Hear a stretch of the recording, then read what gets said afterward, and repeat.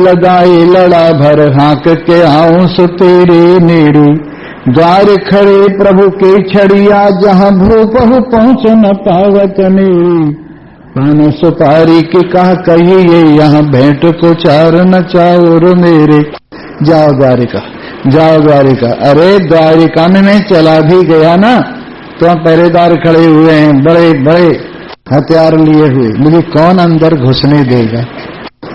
और by chance मैं घुस भी गया तो वहां तो राजा महाराजाओं के मुकुट उनके पैरों में रखे जाते हैं, दुनिया भर की भेंट चारों तरफ से उनके चरणों में चढ़ती है। मैं खाली हाथ जाऊंगा, लोग कहेंगे भगवान का दोस्त, भगवान का मित्र आया है, खाली हाथ कुछ लेके नहीं आया। मेरे पास तो भेंट के लिए 4 चावल भी नहीं है। कहने लगे बस तुम चिंता न करो, मैं जो है इंतजाम कर देती हूँ। पड़ोस में गई, कहने लगी वेद प्रकाश की माँ हमें तो 1 पाव चावल दे दे। बोले चावल? पहले 1 सेर अनाज जो ले गई है उधारा, वो तो दिया नहीं, चावल मांगने के लिए आ गई, मंगती कहीं की। कहने लगे अब के मेरे पतिदेव ऐसे जीजमान के घर जा रहे हैं, तेरे उस आटे का 1 सेर का 5 सेर करके दूंगी, और ये जो पाव भर ले जा रही हूं ये भी 2.5 सेर करके दूंगी। कहने लगे देख ले। हाँ देख लिया, 1 पाव चावल दे दिए, वो भी सामक के चावल जो उसमें खाए जाते हैं जो आदमी व्रत रखता है, सामक के चावल दे दिए। और उन्होंने बांधे अपनी फटी हुई धोती की एक कोने में, और गठरी पोटली सी बना के कंधे पे लटका ली, वो धोती ही उनके ऊपर नीचे बंधी हुई थी। अच्छा मैं जाऊं? कहाँ जाओ? कि मैंने खाना तो खाया नहीं, कुछ परांठे सरांठे ऐसी तैसी, बच्चों को तो है नहीं, तुम्हारे लिए कहां से बनाओ, जाओ मांगते खाते चले जाओ, तुम तो सर्टिफाइड मंगता हो, क्या कमी पड़ रही है तुम्हारे लिए। चल दिए जनाब। और भगवान का भजन करते हुए, भगवान की याद करते हुए कहते गए अब मेरी राखो लाज हरी, अब मेरी राखो लाज हरी।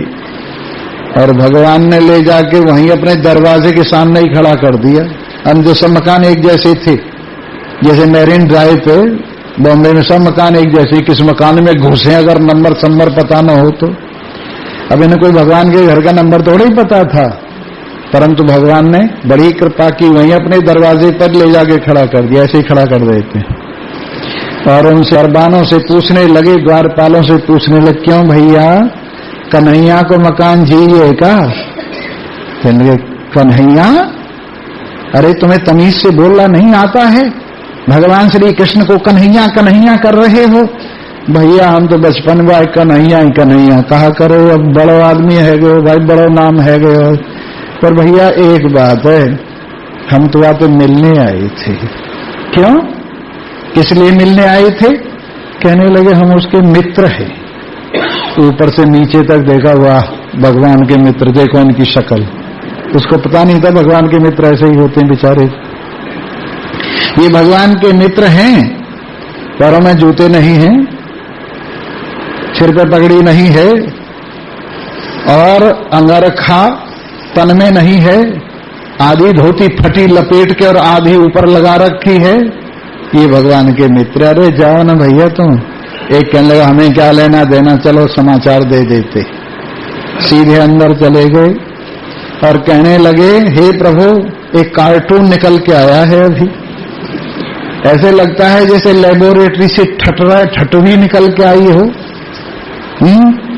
शीश पगा न झगा तन पे और पामो उपान है कि नहीं सामा, पूछत दीन दयाल को धाम बतावत आपन नाम गामा। सिर पे पगड़ी नहीं है, पैरों में जूते नहीं हैं, तन पे अंगरखा नहीं है, कुर्ता नहीं है, आधी फटी हुई धोती लपेट रखी है और आधी ओढ़ रखी है। हे प्रभु हड्डी एक एक दिखाई दे रही है, और वो आपका मकान पूछ रहा है। अपना नाम सुदामा बताता है। सुदामा का नाम याद आते ही उन्हें उनका बचपन का चेहरा याद आ गया। गोल गोल गोरा गोरा चेहरा, भरा हुआ सीना, मोटे मोटे बाजू और बड़ा ही तंदुरुस्त शरीर। वो सुदामा कितना तकड़ा पहलवान और हर तरह से सुंदर, उस सुदामे का ये हाल है। कहने लाओ जल्दी से बुला। जो देखा तो भगवान श्याम सुंदर के गले मिल गए। कहने लगे ये क्या कर रहे हो, मेरे इस हड्डियों को अपने कोमल कोमल शरीर में घुसाकर प्रभु कष्ट होगा। ये मेरी एक एक हड्डी एक एक पसली दिखाई दे रही है, आपके शरीर में कष्ट होगा इसके मिलने से। अरे क्या कह रहे हो। ले जाके कुर्सी पे बिठा दिया और उसके हाल देख के ऊपर से नीचे तक पैर जब धोने लगे तो पैरों में दिवाइयां फटी हुई थी, कांटे लगे हुए थे, नंगे ही पैदल पैर रहते थे। उनके पास कोई जो थोड़े ही थे, कोई इंपोर्टेड नंगे पैर रहते। तो देखा ऐसे हाल विवायन सोमग कंटक जाल महापुन जोई। हाय इतय नहीं आए सखा तुम रहे कितय सो कितय दिन खोई। देखी सुदामा की दीन दशा करुणा करके करुणा निधि रोए। पानी पर हाथ को हाथ लियो ना नैनन के जलते पग धोए। देखा पैरों में दिवाइयां फटी हुई, पैर धोते धोते, और उनकी पत्नी पानी डाल रही है कठौते में और पैर धोए जा रहे हैं। पर हाल देख करके हे मित्र क्या कर रखा है शरीर का, कैसे जाल बना हुआ है कांटों का, कैसे दिवाइयों के चूल्हे खुले हुए हैं पैर में, किस तरह से हड्डी हड्डी शरीर में रह गई है। कितना कष्ट उठाया है तुमने, मेरे को पता तक नहीं दिया, जैसे उनको पता न होवे। पता तक नहीं दिया मेरे को, इतने कष्ट उठाता रहा।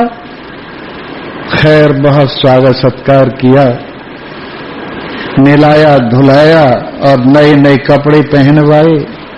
आराम होने के बाद, थोड़ा नाश्ता कराने के बाद फिर भोजन का समय आया। जब भोजन परोसा तो इतनी कटोरियां थी कि गिनना उनका बड़ा मुश्किल, पूरा दस्तरखान भरा हुआ था। कहने लगे मौज ले रहे हैं भाई, हम लोग तो कभी नमक की खा रहे हैं, कभी चटनी से खा रहे हैं, कभी रूखी दबा रहे हैं, ये इतनी कटोरियां किधर से शुरू करूं? है? कभी इस कटोरी को चाट के देखते हैं, कभी इस कटोरी को चाट के देखते हैं। तो हरियाणवी में एक कवि ने उनकी इस दशा का वर्णन किया है।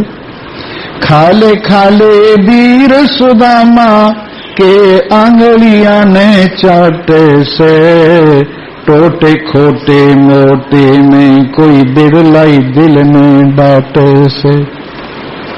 चाट जो रहा है ना बे भाई खा ले, मैं जानता हूं टोटा ऐसी चीज है, अच्छे अच्छों का धैर्य खो जाता, अच्छे अच्छों की हिम्मत जवाब दे जाती। टोटे खोटे मोटे में कोई बिरलाई दिल ने डांटे से, भाई कोई हिम्मत ही होता है जो अपने मन को संभाल रखे, नहीं तो बड़ा संभालना मुश्किल। खैर साहब भोजन वोजन हुआ, रात को कहने लगे अच्छा सुदामा जी एक बात पूछो। कहाँ पूछो? तुमने शादी की है क्या? अरे भैया शादी पादी क्या बताऊं, मेरी तो इच्छा नहीं, पर चाचा हल ना माने, उन्होंने मेरे साथ शादी करवा दी। पर भैया तेरी जो भाभी है ना सुशीला, उसका नाम क्या था? सुशीला, सचमुच सुशील है, जैसा नाम वैसे ही गुण। अगर इतने कष्ट और तकलीफ में उसने साथ न दिया होता तो मेरा तो धैर्य डामाडोल हो जाता। भैया आपत्ति उसी के सहारे कट गई, और तुझसे तो बहुत प्रेम करती है भैया। जब तेरी मैं कहानी सुनाऊं हो ना तो आके आंखों में आंसू बहन लगे हैं। मैं तो आया ना रहो, वाई ने जबरदस्ती करके मुझे भेजो। अच्छा उसी ने भेजा है? हाँ भैया तो ते कहा कहूं, मुझे तो शर्म आ रही थी, पर वाई ने भेजो। अच्छा हमारे लिए क्या भेजा उसने? और जिस तरह से वो पूछा, जैसे कहते हैं जेब कतरों से सावधान, तो आदमी वो देखता है अपनी जेब में ही इधर है कि इधर है, सावधान होते होते, और पकड़ लिया जाता है, वहीं जेब कतरे हाथ मार दिए। ऐसे ही भगवान ने कहा हमारी भाभी ने क्या भेजा है, तो छोटी सी पोटली जो उन कपड़ों में लिपटी रखी थी उसे और अंदर करने लगे। भैया गरीबनी बेचारी का भेजती ना ना, मैं नहीं मानता। भगवान ने जरूर भेजो होगा कछु ना कछु। खींचा तो उसमें इतने चावल निकले। कहने लगे वाह, चोरी की आदत नहीं है। उस चोरी की वजह से कष्ट भरना पड़ा। जब माँ ने इनको, गुरु माता ने जंगल में लकड़ी लेने के लिए गए तो इनको, सुदामा बड़े थे, इनको भुने हुए चने कपड़े में बांध दिए, गुड़ दे दिया, बेटा जब तुम्हें भूख लगे ना तो खा ले, दोनों भाई खा लेना। और ये बरसात आ गई, लकड़ी वकड़ी इकट्ठी करके एक तरफ रख दी, एक पेड़ के नीचे खड़े हो गए और जाड़े का मौसम था, तो वो घर को मुंह करे और चने और गुड़, चने खा गए। भगवान श्री कृष्ण कहने लगे भूख लग रही है भैया, कछु है का? तो मुंह पे तो कछु ना है, पर तेरे दांत तो बज रहे हैं कि ये तो जाड़े की वजह से बज रहे हैं।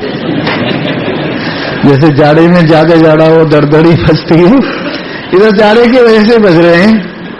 और चुपके से सारे चने खा गए। वही चोरी की आदत तुम्हारी अब तक नहीं गई है। तब उन्होंने, भगवान ने कहा जाओ दरिद्री, मेरे हिस्से के चने भी खा गया, अपने हिस्से के चने भी खा गया।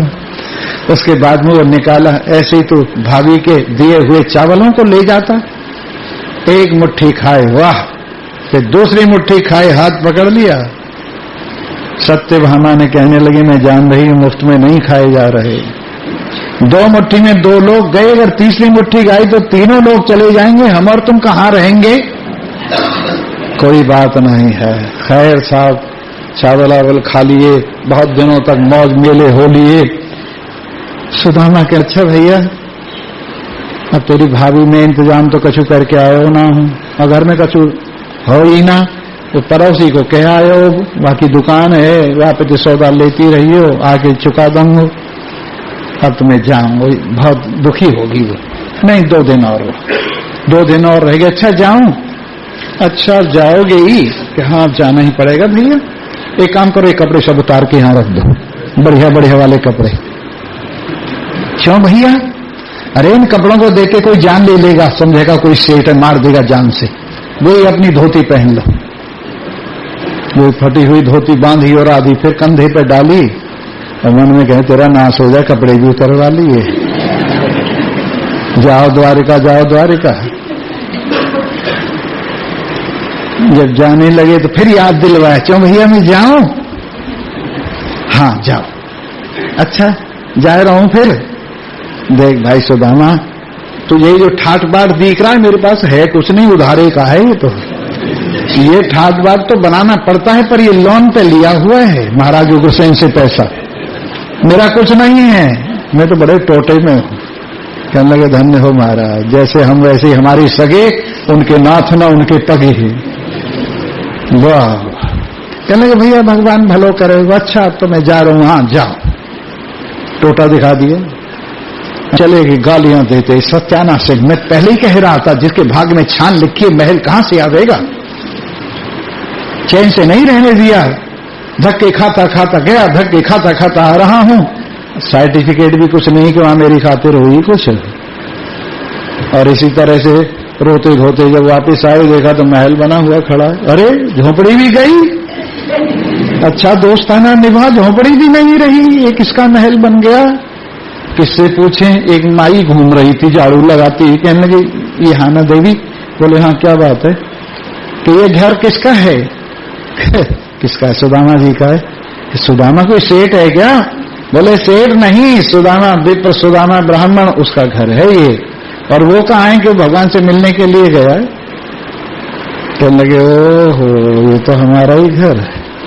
और उधर उनकी घर वाली बढ़िया बढ़िया कपड़े पहन के, उन कपड़ों को एक दासी इधर संभाल रही है, एक दासी इधर संभाल रही है, छाता ऊपर से लगा के नीचे स्वागत करने उतरी। जब देखा हाँ मिश्रानी ऐसी तो ब्याह में भी अच्छी ना लग रही, जैसी आग लग रही है। कमाल है कि वो सारा नूर उतरे है तुम्हारे पे। चलो पकड़ के ले गई और ले जाके बड़ा सा कुर्सी नुमा जो पलंग था उस पर बिठा दिया, एक बालिश तो छल गई। कहने लगे धन्य हो महाराज, तुमने अपनी भाभी को दिया नहीं मांगा, मुझे तो तुम्हारा प्रेम चाहिए और कुछ नहीं चाहिए। सो मेरे मित्रों ये जीव भी सुदामा ही है और इसकी सद्बुद्धि प्रेरणा कर रही है भगवान की ओर जाने के लिए, पर पता नहीं शर्म की वजह से क्यों नहीं जा रहा है। यदि थोड़ा इस सद्बुद्धि की बात सुन के ये भगवान की ओर मुंह करके चल देवे तो इसकी गरीबी दूर हो जाए और भगवान से मिलकर इसी जन्म में मिलते ही सारे कष्टों की इतिश्री हो जाए। ऐसे नारायण सच्चिदानंद ब्रह्म, उन्हीं से मिले हुए अवधूत दत्तात्रेय कहते हैं कि सब परमात्मा है, सर्वम खलिदम ब्रह्म, परमात्मा से अलग कुछ नहीं है, जित देखूं तित कृष्णमयी है। और देखो सर्व करण, पांचों ज्ञानेन्द्रियां, पांचों कर्मेंद्रियां कर्ण कहलाते हैं, अंतःकरण भी कर्ण कहलाता है। ये सब मुझे तो नारायण रूप से सब सच्चिदानंद दिखाई दे रहे।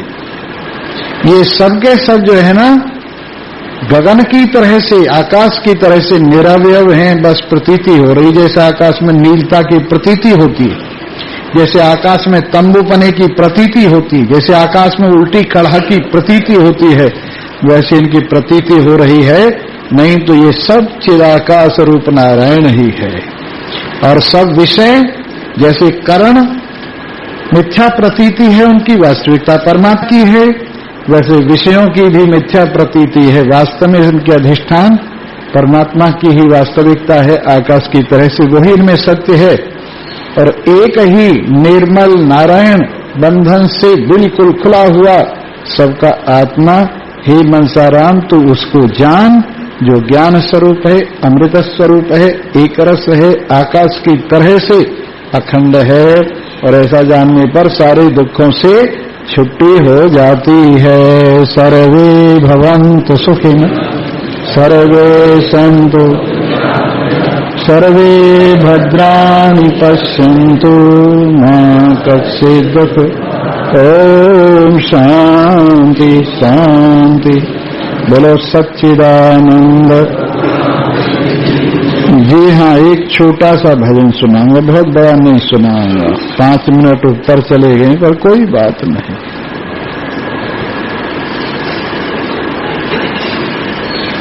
कोई न आए काम जगत में, कोई न आए काम विपत में, कोई न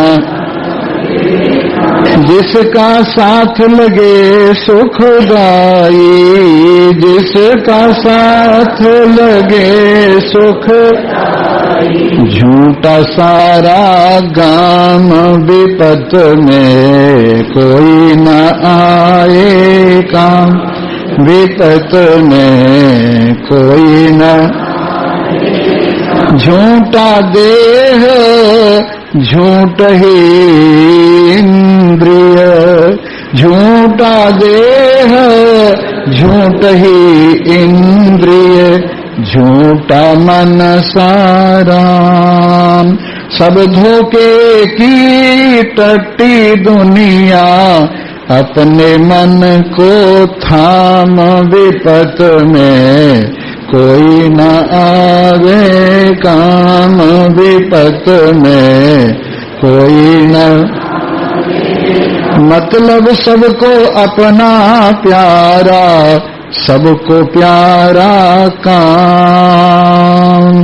किसकी बाट जो होता मूरख, भजले हरि का नाम विपत में, कोई न आवे काम विपत में, कोई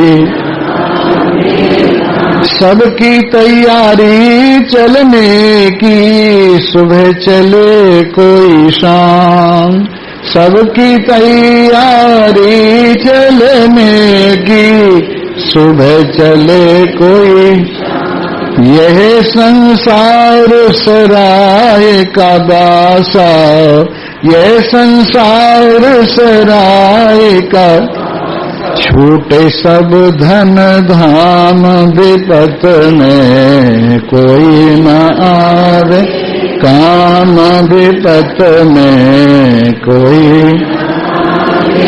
कहाँ गए सब साथी तेरे, समझ ले ये अंजाम, कहाँ गए सब साथी तेरे, समझ ले ये एक ही प्रियतम प्रेम प्यारा, एक ही प्रियतम देश प्यारा, वही मिले विश्राम जगत में, कोई न आवे काम विपत में। सर्वे भवन्तु सुखिनः, सर्वे सन्तु।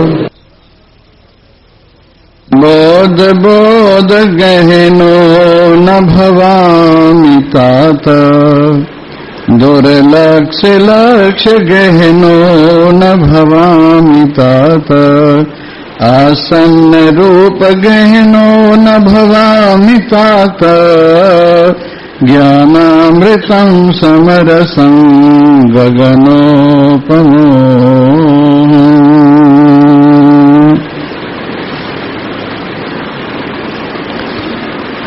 उपस्थित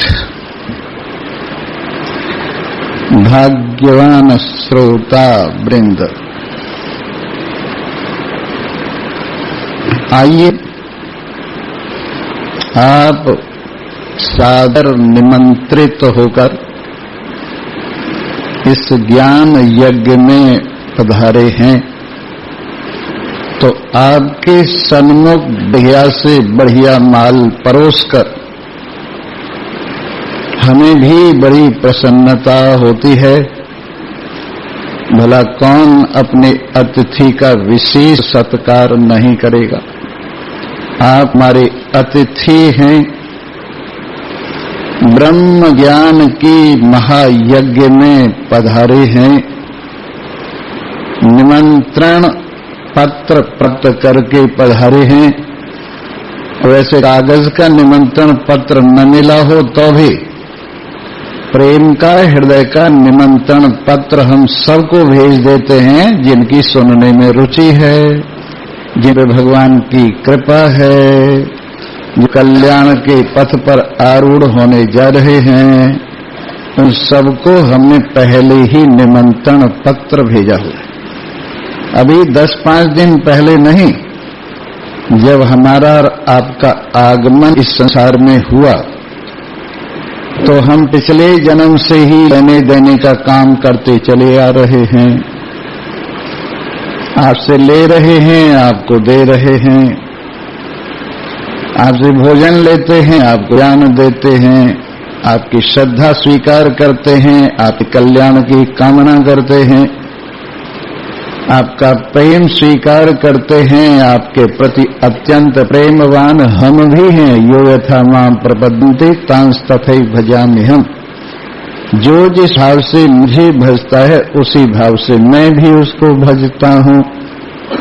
इसलिए आप हमारे विशेष अतिथि हैं और आपके सम्मुख जितना हमारे पास अच्छे से अच्छा माल है और जो कुछ हमने शास्त्र से कमाई की है और जो कुछ अनुभव से हमारे पास आया है, जो कुछ संतों की कृपा से एकत्रित हुआ है, तो सबको आपके सम्मुख परोसकर हमें बड़ी प्रसन्नता होती है। आनंद मिलता है जब तुम्हारे चेहरे पर मुस्कुराहट दिखते हैं। सुखी होते हैं हम जब आपका चेहरा प्रसन्नता से संयुक्त होता है, आपका मन चिंताओं से विरहित होता है, तो हमें भी बड़ी प्रसन्नता होती है। इसीलिए हम परम प्रसन्नता आपको मिलती है, परम प्रसन्नता हमको मिलती है इस कहने सुनने में। परमानंद की प्राप्ति हमें होती है, परमानंद की प्राप्ति आपको होती है इस कहने सुनने में। समस्त चिंताएं आपकी दूर होती हैं, समस्त चिंताएं हमारी दूर होती हैं इस कहने सुनने में। जो कुछ भी अंदर आ जाए, बहुत जगह है, जो कुछ भी ऊपर नीचे का जीवन है उसको सहन करने के लिए आपको भी हिम्मत मिलती है सुनने से, हमको भी हिम्मत मिलती है। जीवन की गाड़ी को उतराई चढ़ाई के रास्ते पर ले जाते हुए हम भी सशक्त होते हैं, आप भी सशक्त होते हैं इस कहने सुनने से। इसलिए ये वार्तालाप सबसे सुंदर वार्तालाप है, ये परमात्मा लाभ सबसे बढ़िया आलाप है, ये आनंद सबसे बढ़िया आनंद है। और हम इसको नित्य निरंतर अपने कर्णपुटों के द्वारा पान करते हुए अपने हृदय में अत्यंत शांति का अनुभव कर रहे हैं।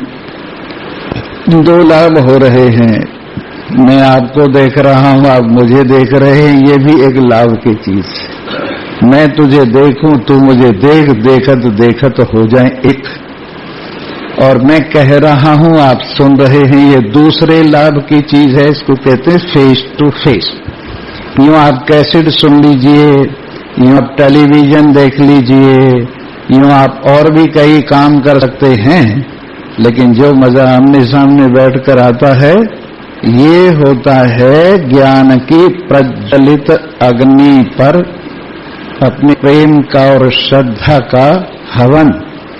और जो वैसे टेलीविजन वगैरह है वो तो ऐसे ही जैसे बुझी हुई आग हो या आग का फोटो हो, और उस आग के फोटो पर आप आहुति डालिए, आग जैसी लगती है पर वो आग होती नहीं। लेकिन जो प्रत्यक्ष आग होती है वो तो प्रत्यक्ष होती है। इसलिए ये जो प्रत्यक्ष अग्नि आपके सन्मुख विराजमान है, और आप लोग हाथ में क्या लेकर आए हैं, हमारे यहाँ शास्त्र का नियम है कि जब कोई भी ज्ञानवान ज्ञान सुनने के लिए आता है तो हाथ में समिधा लेकर आता है। समिधा क्या होता है? यज्ञ में काम आने वाला सूखा ईंधन, सूखी लकड़ियां, वो समिधा होती। तो एक तो समिधाओं का तात्पर्य ये है कि ये यज्ञ में काम आएंगी लकड़ियां, महान पुरुषों के उपयोग की चीज है, नंबर एक। दूसरा तात्पर्य है कि हम सूखी लकड़ियों के तरह से हैं। आपके ज्ञान की अग्नि हमारे में अच्छी तरह से प्रवेश कर सकती है। जब तक ईंधन सूखा हुआ न हो तब तक ज्ञान की अग्नि प्रवेश नहीं करती, कोई भी अग्नि प्रवेश नहीं करती है। तो आप सूखे ईंधन की तरह से अपनी मैं को लेकर आए, ज्ञान और वैराग्य से संपन्न होकर आप लोग आए हैं, श्रद्धा और विश्वास से युक्त होकर आप आए हैं, और आपने सूखी लकड़ियों की तरह से अपने आप को ज्ञान की अग्नि में समर्पित कर दिया है। एक और हमारे यहाँ विधि है, मुंडक उपनिषद है। उस मुंडक उपनिषद में ये कहा है कि ये ज्ञान उनको मिलेगा जो मुड़ मुड़ा के आएंगे। मुंडक माने जिनका सिर मुड़ा हुआ है, जो अपना सिर मुड़ा के आएंगे उनको ये उपनिषद सुनने को मिलेगा। तो सिर मुड़ाने का तात्पर्य क्या है? बिल्कुल वासनाओं से विरहितता, एक तरह का संन्यास। आप यहाँ आते हैं, घर को भूल कर आते हैं, और आना भी चाहिए घर को भूल कर। यहाँ बैठते हैं तो घर की याद नहीं आती है, और ऐसा होना भी चाहिए कि यहाँ बैठकर घर की याद ना आए। आप यहाँ आते हैं, पीछे के संसार को पीछे छोड़ के आते हैं, पीछे की चिंता को पीछे छोड़ के आते हैं, पीछे के कार्यकलाप को पीछे छोड़ के आते हैं, और ऐसा होना भी चाहिए। इसलिए आप एक सन्यासी की तरह से आते हैं, सिर मुड़े हुओं की तरह से आते हैं।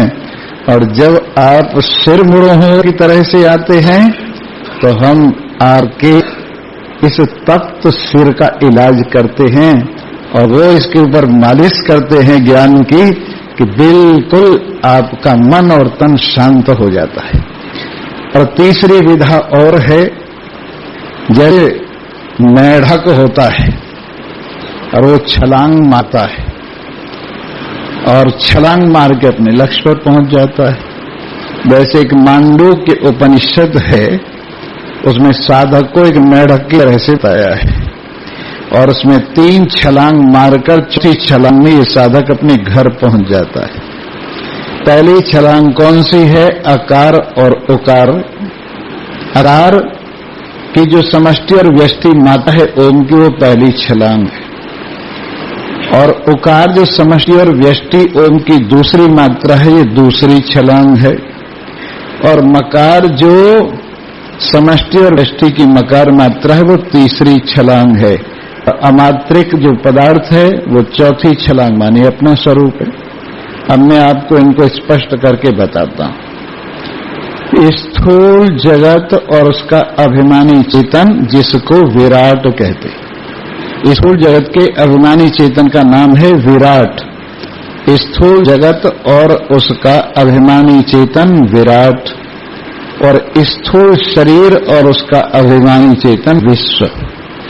इसके अंदर 7 अंग होते हैं, 19 मुख होते हैं, 5 ज्ञानेंद्रिय, 5 कर्मेंद्रिय, 5 प्राण, मन, बुद्धि, चित्त, अहंकार। 19 मुख होते हैं, 7 अंग होते हैं, और बाहर की तरफ प्रवृत्ति होती है, संसार के स्थूल भोगों का भोग होता है। ऐसा ये स्थूल शरीर जागृत अवस्था समष्टि और व्यष्टि में विश्व और विराट कहलाता है। विश्व और विराट दोनों को जोड़कर उनकी आकार मात्रा होती है। ओम की आकार मात्रा का तात्पर्य है विश्व और विराट। इसके बाद उकार दूसरी मात्रा है, और समष्टि में हिरण्यगर्भ और व्यष्टि में तेजस। पहले व्यष्टि समझ लीजिए, 5 ज्ञानेंद्रिय, 5 कर्मेंद्रिय, 5 प्राण, मन, बुद्धि, चित्त, अहंकार, 19 मुख होते हैं, 7 अंग होते हैं। लेकिन यहाँ पर वृत्ति अंतर्मुख होती है और सूक्ष्म विषयों का भोग होता है, संस्कारात्मक विषयों का भोग होता है, और इस प्रकार से ये आपकी तेजस अवस्था है। और सूक्ष्म जगत जो होता है और उसका अभिमानी चेतन होता है। सूक्ष्म जगत में ही सारे देवता रहते हैं, सूक्ष्म जगत ही सारे देवताओं का स्थान है। उसका अभिमानी चेतन हिरण्यगर्भ कहलाता है, और हिरण्यगर्भ और तेजस दोनों एक ही हैं। ये उकार मात्रा का अर्थ है। इसके बाद कारण शरीर, जिसको अविद्या कहा जाता है, और कारण संसार, जिसको माया कहा जाता है। इन दोनों का अभिमानी चेतन प्राज्ञ कहलाता है व्यष्टि में, और ईश्वर कहलाता है समष्टि में। तो इस प्रकार से ईश्वर और प्राज्ञ दोनों की एकता है। ये हुआ संसार का जो स्थूल खेल है। और उसके बाद अमात्रिक पदार्थ, इसको तुरीय पदार्थ कहते हैं। उसमें एक हो जाते हैं, न माया रहती है, न अविद्या रहती है, न स्थूल रहता है, न सूक्ष्म रहता है, और इस तरह से व्यक्ति अपने आप में विराजमान हो जाता है। तो ये कितनी छलांग हुई?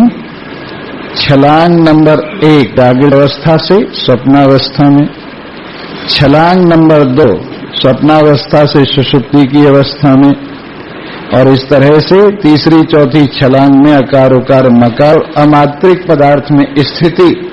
ये मेढक की तरह से 4 छलांगों में अपने घर पहुंचने की बात है। इस तरह से आप में एक साधक में क्या भाव होता है? मेढक की तरह से आगे छलांग मारने का भाव होता है। ये मांडूक्य कारिका के माध्यम से जो जिज्ञासु हैं उनका विवेचन किया गया है। और मुंडक उपनिषद के हिसाब से जिन्होंने सिर मुड़ा लिया है, लोक परलोक की इच्छा समाप्त हो गई है, एक नारायण के अतिरिक्त और कोई आकांक्षा नहीं रह गई है, ऐसा मुंडा जो जिज्ञासु है वो ज्ञान का अधिकारी होता है। ये मुंडक उपनिषद से सिद्ध होता है। इसी प्रकार से और भी उपनिषदों से हाथ में समिधा लेकर जाते हैं। जैसे इंद्र और विरोचन गए और उन्होंने ये बताया कि हम सूखी समिधा की तरह से आपके ज्ञान के अधिकारी हैं और हमारे में ज्ञान प्रदान कीजिए। इस तरह से कई उपमाएं हैं जिससे आपका और हमारा संबंध बताया गया है। ब्रह्म ज्ञान देने वाले का और ब्रह्म ज्ञान लेने वाले का संबंध बताया गया है। और इसमें वैसे कुछ दिखाई नहीं देता। जो दिया जाता है वो भी समझ से लिया जाता है और समझ में धारण किया जाता है, और जो दिया जाता है वो भी समझ से दिया जाता है। अब यहां से आप टोकरी भर के कुछ ले जाएं, ऐसा कुछ नहीं। इसको आप ही जानते हैं जो आपने लिया है, और इसको मैं ही जानता हूं जो कुछ आपको दिया है, और तीसरे आदमी को कुछ पता नहीं है ये क्या दिया गया है और क्या लिया गया है। यहां से कोई अलग बैठा हो तो उसे क्या पता यहाँ कथा में क्या होता है, क्या लिया जाता है और क्या दिया जाता है। परंतु साधक लोगों को पता है कि यहाँ पर क्या लिया जाता है और क्या दिया जाता है। ये माल ऐसा है, लेते हुए भी प्रसन्नता होती है और देते हुए भी प्रसन्नता होती है। देने वाले को भी मजा आता है और लेने वाले को भी मजा आता है। जैसे माँ का दूध पीता है बच्चा, तो बच्चे को भी मजा आता है और माँ को भी मजा आता है। उसी प्रकार से ज्ञान भी ऐसा है कि देने वाले को भी आनंद आता है और लेने वाले को भी आनंद आता है। और बाकी तुम लोग अगर अपना सामान देने लगे तो मुंह बिगाड़ लेते हो। देने से पहले ही मन में आ जाता हो देना पड़ गया भाई, देना ही पड़ेगा, और इस देने से मेरे को नुकसान हो जाएगा, इस देने से इतना घट जाएगा। ये आपके मन में जो होता है ये सांसारिक माल की बात है। सांसारिक माल देते हुए आदमी को मुंह बिगाड़ना पड़ता है, चेहरा बिगाड़ना पड़ता है। सबकी ये बात नहीं, पर कई लोग ऐसे हैं कि उनको चेहरा बिगाड़ लेते हैं देते हुए, और ये सोचते कम से कम में काम चला दो यार, मैंने बड़ी चतुराई की, काम तो 10 रुपए का पर 1 रुपए में पटा दिया, तो इसको आप चतुराई समझते हैं। और लेने वाला भी बोझ सा लगता है उसे, लेते हुए कोई बहुत बढ़िया बात नहीं। उसे भी लगता है यार क्या ले रहा है तू, कहाँ ले जाएगा इसको। इस तरह से संसार का माल तो लेने वाले को भी तकलीफ और देने वाले को भी तकलीफ है। पर इस माल में लेने वाले को भी मजा है और देने वाले को भी मजा है। मेरा भी कुछ नुकसान नहीं और आपका भी कुछ नुकसान नहीं। जो मैं देता हूं मेरा माल बढ़ता है, जो मैं देता हूं मेरा माल बढ़ता है, और फिर जादू तो मेरे पास ही रहा है, दूसरा तो और कोई नहीं जो ले रहा है। देने वाला राम, दिलाने वाला राम, लेने वाला राम, दिलाने वाला राम। एक लखनऊ की कहानी, वहां पर नरकों का आज काफी दिन रहा है। एक आसफुद्दौला नाम का नर था। वो आसफुद्दौला बड़ा दानी स्वभाव का था। कोई मुसलमान हो हिंदू हो ये तो भाई अपने अपने स्वभाव है, तो उसको दान देने का बड़ा शौक था। और भाई नाम भी चाहता है आदमी, थोड़ा बहुत दान करता है तो उसको नाम की भी इच्छा थी। तो एक फकीर यूं कह के मांगता था, जिसको न दे मौला उसको दे आसफुद्दौला, जिसको न दे मौला उसको दे आसफुद्दौला। एक दूसरा फकीर था, वो ये कह के मांगता था, मौला दिलाए तो मिल जाए, मौला दिलाए तो मिल जाए।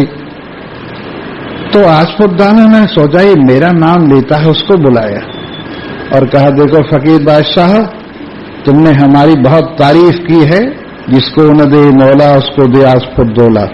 लो हम तुम्हें बहुत कीमती वस्तु देते। एक तरबूज दे दिया और तरबूज के अंदर एक बहुत कीमती लाल रख दिया कि घर जाएगा काटेगा और ये लाल इसको गरीबी इसकी दूर कर देगा। अब वो तरबूज को उठाया, उसे पता नहीं था इसमें लाल है। उसको तम्बाकू खाने की बड़ी आदत थी। एक तम्बाकू की दुकान पे पहुंचा, क्यों भाई मियाँ, लड़का बैठा था, ये तरबूज ले लो और हमें तम्बाकू दे दो। लड़के ने कहा रख दे भाई। तरबूज रखवा लिया, तम्बाकू दे दिया उसे, और उसने अपना बना बनू के भाग गया। इसके बाद में एक और फकीर आया, मौला दिलाए तो मिल जाए। इतने में उसका बाप आ गया, कहने लगे तरबूज कहां से आया है?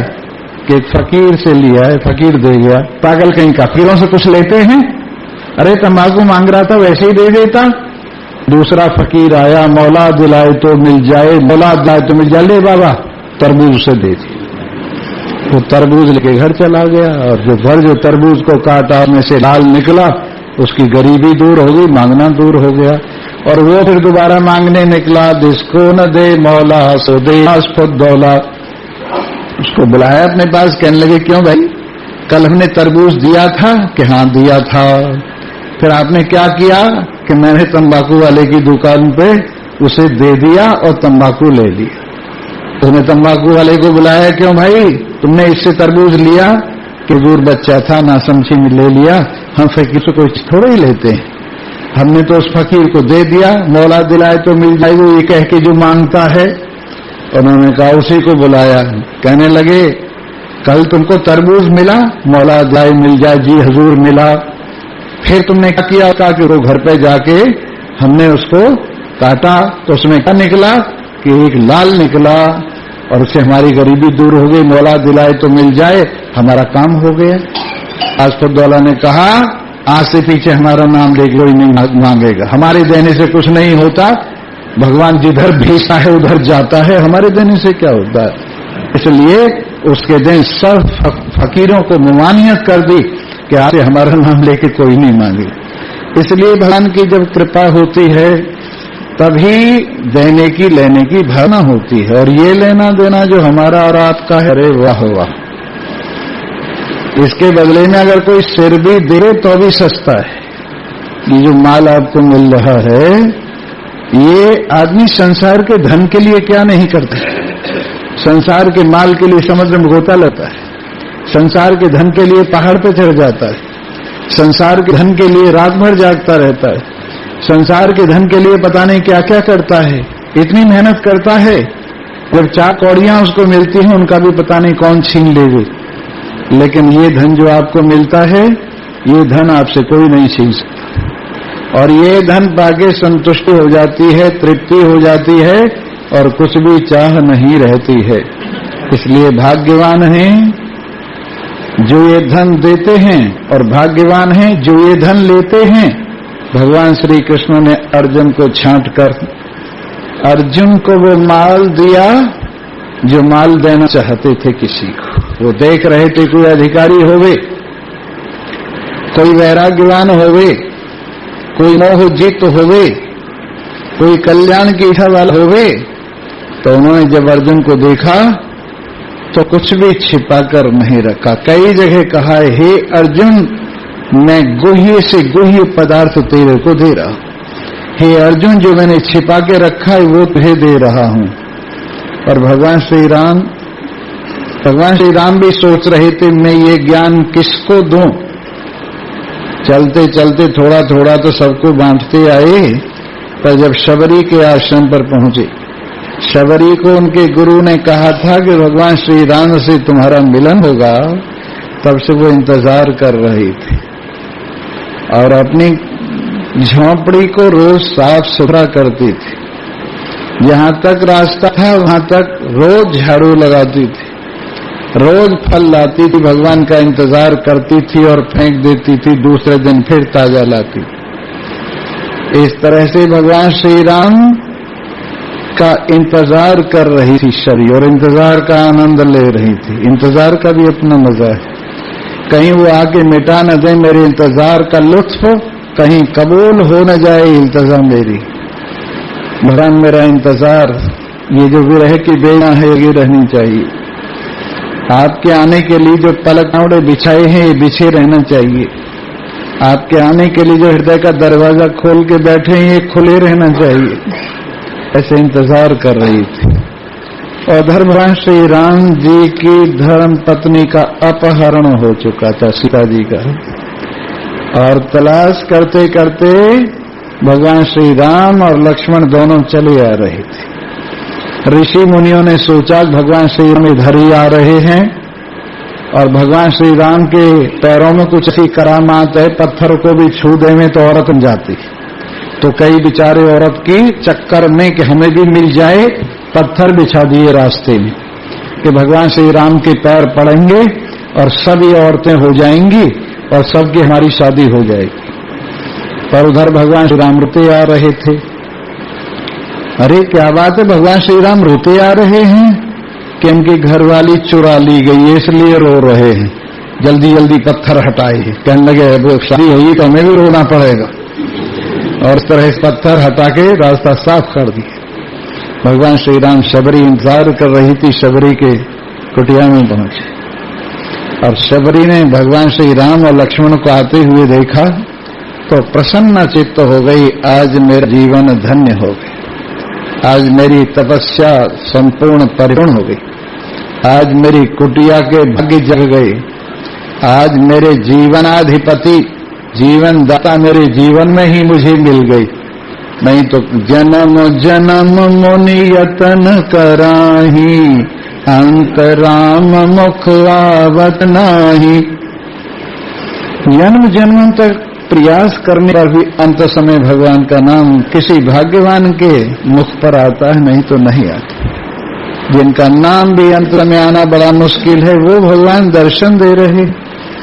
जटायु को दर्शन देकर कृत्य किया, तो अब शबरी के आश्रम पर पहुंचे और शबरी ने देखा भगवान श्री राम और लक्ष्मण आ गए हैं, तो एकदम जल्दी से आसन वासन बिछाया, प्रभु बैठो कुछ आसन पे बिठाया और इसके बाद में भगवान के मुंह को देख और कहने लगी अधम ते अधम अधम अति नारी तिनमें में मति मंद अनारी। हे प्रभु, आज मैं अपने सौभाग्य को और आपकी कृपा को दोनों को देख रही।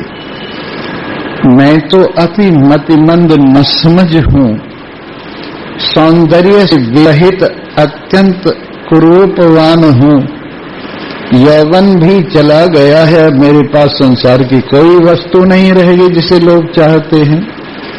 लेकिन प्रभु आपकी कृपा का कोई अंत नहीं है, जिसके पास कुछ भी नहीं होता वो भी आपकी कृपा से कृत्य हो जाता है।